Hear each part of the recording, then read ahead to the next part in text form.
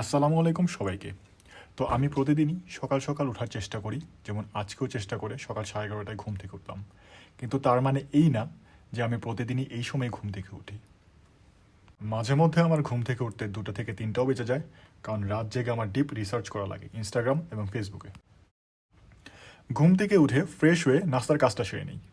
আমি নাস্তায় সবসময়ই প্রোটিন সমৃদ্ধ ভারী কিছু রাখার চেষ্টা করি, যেমন আজকে রয়েছে ডিম সিদ্ধ, লবণ এবং কফি।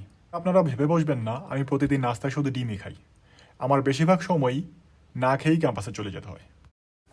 নাস্তার পর রেডি হয়ে বের হয়ে গেলাম ক্যাম্পাসের উদ্দেশ্যে, আমার দামি জুতা পায়ে নিয়ে। এখন আপনারা নিশ্চয়ই ভাবছেন আমার গাড়ি নেই কেন। আসলে আমার ক্যাম্পাস থেকে আমার বাসা মাত্র 5 মিনিটের দূরে, যদি আপনার গাড়ি থাকে আর কি। কিন্তু বাসা থেকে ক্যাম্পাসের এই 10 মিনিটের রাস্তা আমার মাত্র 25 থেকে 30 মিনিট লাগে হেঁটে যেতে। এতে করে আমার প্রতিদিনের হাঁটাটাও হয়ে যায় আর আমার স্বাস্থ্যও খুবই ভালো থাকে। আপাতত এইটুক, বাকিটুক পরবর্তী ভিডিওতে।